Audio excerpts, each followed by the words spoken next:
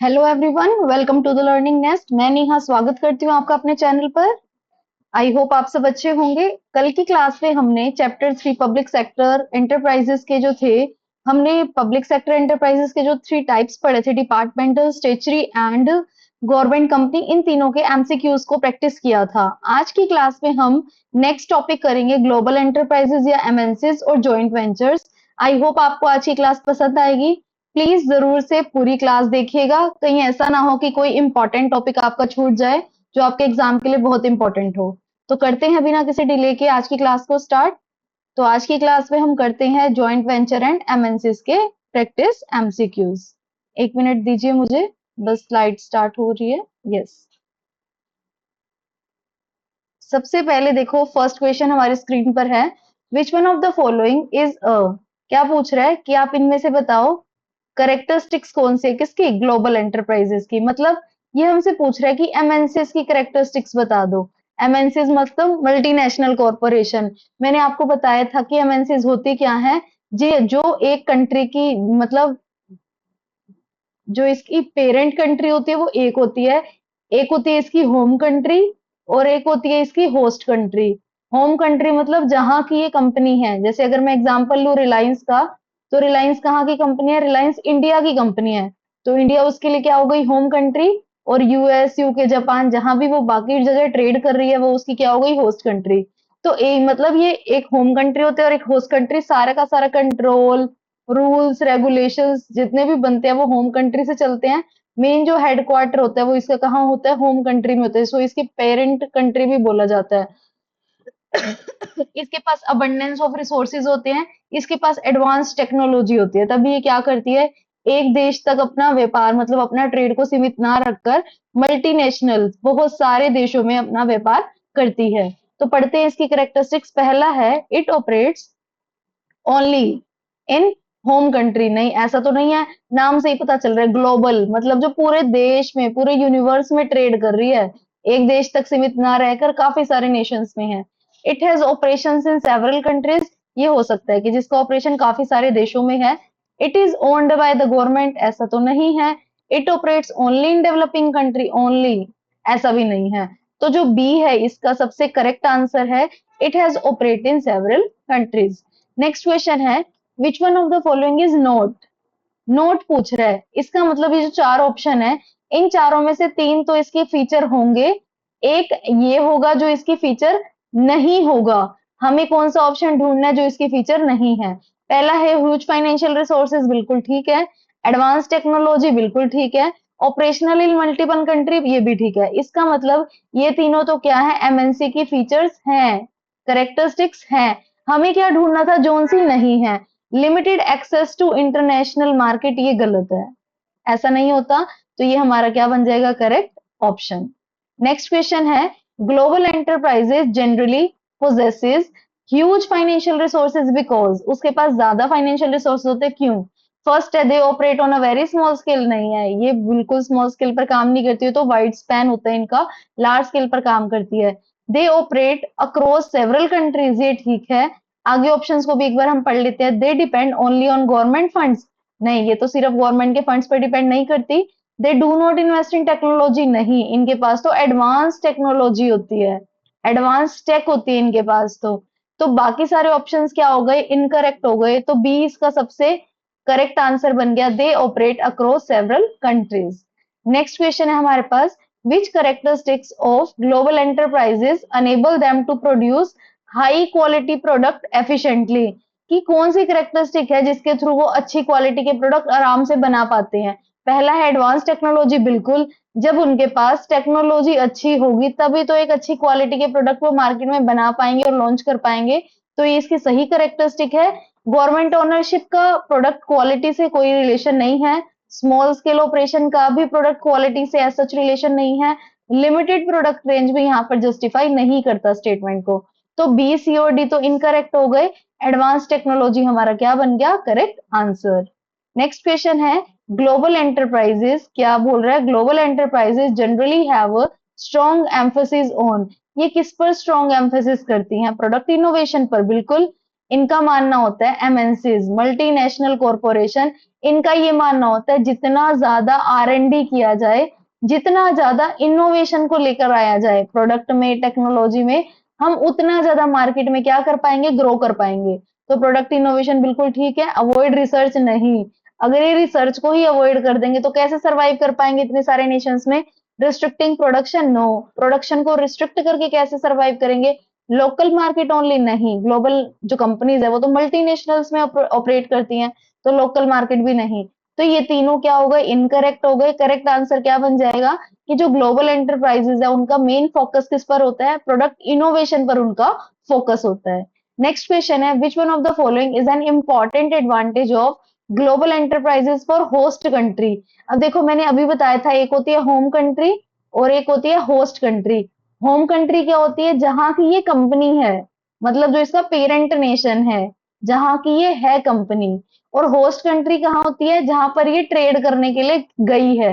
जैसे हमारी कंट्री में मैकडी, डोमिनो ये सब हैं इंडिया में, बट इनकी जो पेरेंट कंट्री है वो तो आउटसाइड इंडिया है।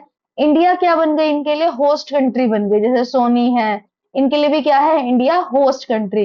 तो होस्ट कंट्री को क्या बेनिफिट मिलता है, फर्स्ट है ट्रांसफर ऑफ एडवांस टेक्नोलॉजी, बिल्कुल ठीक है। जब कोई मल्टीनेशनल कॉरपोरेशन एक होस्ट कंट्री में एंटर करती है तो उस कंट्री को एडवांस टेक्नोलॉजी का क्या मिलता है, बेनिफिट मिलता है, तो ये बिल्कुल ठीक है। नेक्स्ट पढ़ते हैं, एलिमिनेशन ऑफ डोमेस्टिक बिजनेस।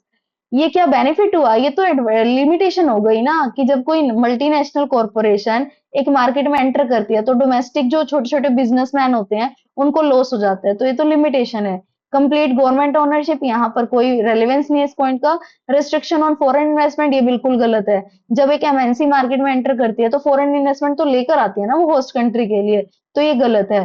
तो हमारा जो ए है वो इसका सबसे करेक्ट और सुटेबल आंसर बन गया, ट्रांसफर ऑफ एडवांस टेक्नोलॉजी, कि ग्लोबल एंटरप्राइजेस की वजह से होस्ट कंट्री को एडवांस टेक यूज करने का फायदा मिलता है। नेक्स्ट क्वेश्चन है, a joint venture is a business arrangement in which. पहले हम पढ़ते हैं कि जॉइंट वेंचर होता क्या है।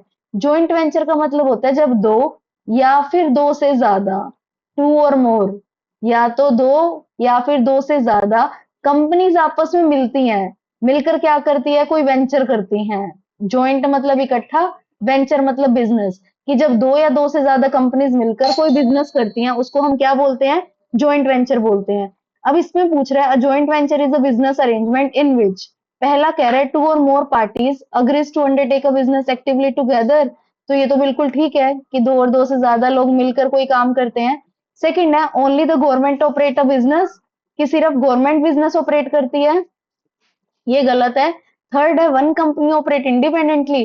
देखो हम जॉइंट वेंचर की बात कर रहे हैं, जॉइंट वेंचर का मतलब है कि टू और मोर कंपनीज मिलकर काम कर रही हैं, तो वन कंपनी या ओनली की बात तो हो ही नहीं सकती, ये बिल्कुल गलत है। नेक्स्ट है, a business is always owned by foreign investors. ऐसा भी नहीं है कि बिजनेस हमेशा फॉरेन इन्वेस्टर्स ही ओन्ड करेंगे। तो जो ए ऑप्शन है वो इसका बिल्कुल करेक्ट आंसर बनता है, कि जॉइंट वेंचर क्या होता है, जिसमें दो या दो से ज्यादा पार्टीज मिलकर किसी बिजनेस को टुगेदर करती हैं।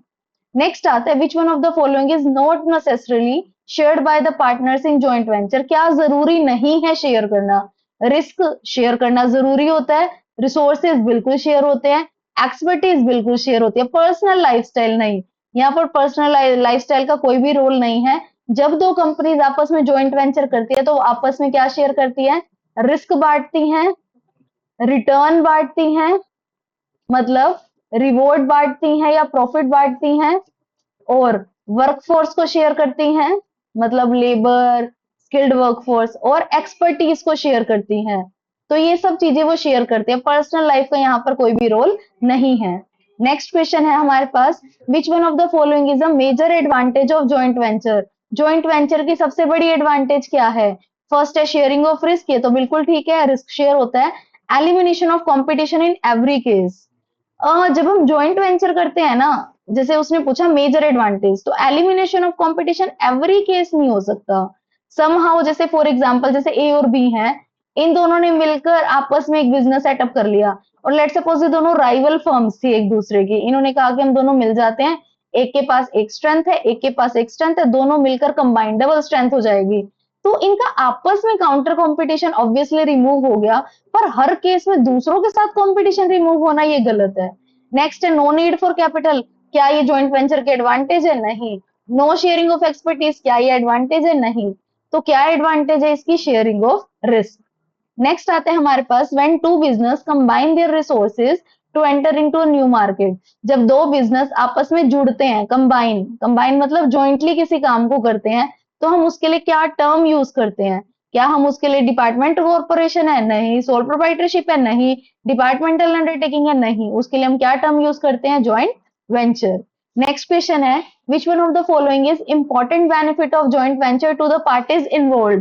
बेटा रहने दो Raima. Which one of the following is an important benefit of joint venture to the parties? क्या benefit है? फर्स्ट है access to partners, technology and expertise. बिल्कुल, जब आप ज्वाइंट वेंचर में एंटर करते हो तो जो आपके दो पार्टनर, लेट सपोज एक है ए बिजनेस और एक है बी बिजनेस। ए बिजनेस के पास है स्किल्ड वर्कफोर्स, वर्कफोर्स मतलब लेबर अच्छा है, और इसके पास है टेक अच्छी, एडवांस टेक। तो एक दूसरे की चीजों का फायदा मिलता है ना, इसको एडवांस टेक्नोलॉजी यूज करने को मिल जाएगी और इसको स्किल्ड वर्कफोर्स का फायदा मिल जाएगा। तो access to partners, technology and expertise बिल्कुल ठीक है। आगे पढ़ लेते हैं। Complete elimination of business risk, complete नहीं, एलिमिनेट हो सकता। जो आपका काउंटर कॉम्पिटिशन कॉम्पिटिटर था उससे एलिमिनेट हो सकता है, पूरे मार्केट से थोड़ा ना एलिमिनेट करोगे। गारंटेड मोनोपली, मोनोपली कैसे बन जाएगी? No need of business planning, ऐसा भी कुछ नहीं है। तो फर्स्ट इसका क्या बन जाएगा करेक्ट आंसर। नेक्स्ट क्वेश्चन है द इंडस्ट्रियल पॉलिसी ऑफ 1991। क्या थी इंडस्ट्रियल पॉलिसी 1991 की? जिसे हम न्यू इंडस्ट्रियल पॉलिसी बोलते थे, नई औद्योगिक नीति, जिसमें ना ये आए थे एलपीजी। एलपीजी, एल का क्या मतलब था? Liberalisation, liberalisation. पी का मतलब क्या था? Privatisation, privatisation. और जी का क्या मतलब था? Globalisation, globalisation. देखो क्या बोल रहा है कि जो एलपीजी आई थी, मेजर चेंज क्या आया था पब्लिक सेक्टर में? फर्स्ट है increasing reservation of all industries for public sector. नहीं, इसमें तो हमने क्या किया था? प्राइवेटाइजेशन पर स्ट्रेस दिया था, तो पब्लिक सेक्टर का रिजर्वेशन तो नहीं बढ़ा था, ये गलत है। Reducing the number of industry reserve for public sector, ये हो सकता है क्योंकि हमने प्राइवेटाइजेशन किया था। प्राइवेटाइजेशन क्या था? सिक यूनिट्स को प्राइवेट सेक्टर को दे दिया गया था, कुछ को बंद कर दिया गया था, ये किया था। Completely elimination of public sector, complete elimination नहीं किया था, ऑलमोस्ट सेक्टर्स को ट्रांसफर किया था, बट एट प्रेजेंट आज भी कुछ इंडस्ट्रीज ऐसी हैं जो पब्लिक सेक्टर में ही हैं। बैनिंग प्राइवेट एंटरप्राइज, ऐसा भी कुछ नहीं था। तो बी इसका करेक्ट ऑप्शन बन जाएगा reducing the number of industries reserve for public sector. ये हमने पब्लिक सेक्टर के लिए जो इंडस्ट्रीज थे उनको कम कर दिया था। After the new industrial policy public sector was expected to focus more on, कि जब हमने इंडस्ट्रियल पॉलिसी में क्या किया? प्राइवेटाइजेशन को इंट्रोड्यूस किया, जो सिक यूनिट्स थी जिनमें प्रॉफिट नहीं हो रहा था, या फिर कुछ और पब्लिक सेक्टर को भी हमने क्या कर दिया? प्राइवेट हैंड्स को सौंप दिया। किस लिए? कि पब्लिक सेक्टर क्या कर सके? Areas of strategic and national importance पर ध्यान दे सके। बिल्कुल सही, हमने इसीलिए तो प्राइवेटाइजेशन किया था, ताकि वो जो है नेशनल इंपॉर्टेंस, नेशनल वेलफेयर की तरफ ज्यादा ध्यान दिया जा सके। ठीक है। एवरी पॉसिबल इंडस्ट्री, ये गलत है। स्मॉल रिटेल शॉप, ये भी गलत है। हाउस होल्ड बिजनेस, ये भी गलत है। तो पहला इसका क्या बन जाएगा करेक्ट आंसर। नेक्स्ट क्वेश्चन है which one of the following is a major objective of disinvestment policy. Disinvestment policy का मेजर ऑब्जेक्टिव क्या है? To increase government disinvestment. Dis देखो, इन्वेस्टमेंट का मतलब होता है पैसा लगाना। इन्वेस्टमेंट का क्या मतलब होता है? आप कहीं पर इन्वेस्टमेंट करते हो तो पैसा लगाते हो ना।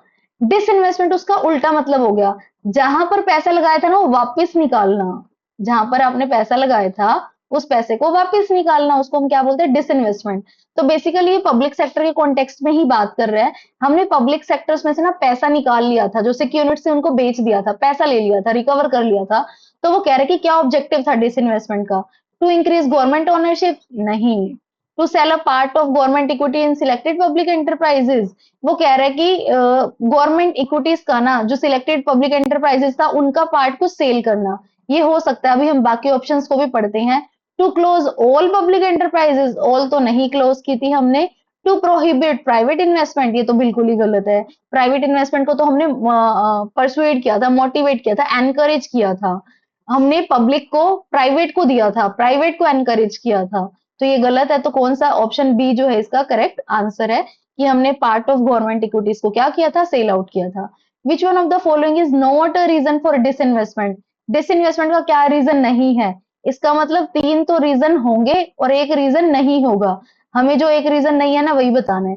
इम्प्रूव फाइनेंशियल डिसिप्लिन, तो ये तो रीजन है। फाइनेंशियल डिसिप्लिन मतलब पैसे के एक स्मूथ फ्लो को इम्प्रूव करना। एनकरेज ग्रेटर अकाउंटेबिलिटी, ये भी है। नेक्स्ट है रेज रिसोर्सेज, ये भी है। Eliminate all government enterprises immediately, नहीं, सारी की सारी गवर्नमेंट इंटरप्राइजेस को थोड़ा ना इमीडिएटली आप बंद कर रहे थे, तो ये गलत है। नेक्स्ट क्वेश्चन है the changing role of public sector after 1991 can be best described as, क्या हुआ था 1991 के बाद पब्लिक सेक्टर में? Complete withdrawal from economic activities, complete तो नहीं था, पार्शियल विड्रॉल बोल सकते हो। Greater focus on strategic and essential areas, ये ठीक है।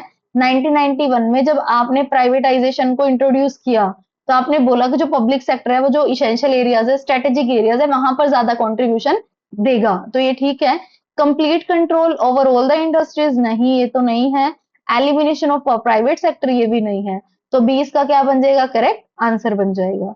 नेक्स्ट क्वेश्चन है which one of the following measures was associated with the reforms of public sector after 1991? वो कह रहा है कि इनमें से कौन से मेजर्स है जो 1991 के रिफॉर्म से एसोसिएट करते हैं। 1991 में क्या आया था? 1991 में हमने एलपीजी इंट्रोड्यूस किया था, तो डिसइन्वेस्टमेंट हो सकता है। Nationalisation of all private enterprises, ऐसी तो 1991 में कोई बात नहीं थी। Complete abolition of public, complete तो नहीं था। बैन ऑन फॉरेन इन्वेस्टमेंट, नहीं, फॉरेन इन्वेस्टमेंट को तो एनकरेज किया गया था ना, ग्लोबलाइजेशन इंट्रोड्यूस किया गया था, एक देश को दूसरे देशों से जोड़ा गया था। प्राइवेटाइजेशन को लाया गया था ताकि इस पब्लिक सेक्टर को बंद किया जा सके और प्राइवेटाइज की जा सके चीजें बेटर तरीके से मैनेज करने के लिए। तो इस ऑप्शन का, इस क्वेश्चन का डायरेक्ट आंसर क्या बन जाएगा? डिसइन्वेस्टमेंट, यहाँ पर करेक्ट आंसर बन जाएगा। नेक्स्ट क्वेश्चन है, तो आज की क्लास हमारी यहीं पर खत्म होती है। आई होप आपको क्लास अच्छी लगी होगी। अगर आपको आज का कंटेंट अच्छा लगा हो, मेरा पढ़ाया समझ आया हो, तो प्लीज चैनल को जरूर से सब्सक्राइब कीजिए और हमारे साथ जुड़े रहिए अपनी पीजीटी कॉमर्स की प्रिपरेशन के लिए, प्लस क्लास 11-12 के लिए और यूजीसी नेट के, मतलब कॉमर्स के ऑलमोस्ट ऑल स्ट्रीम्स के लिए आप हमसे जुड़ सकते हैं। तो चैनल को जरूर से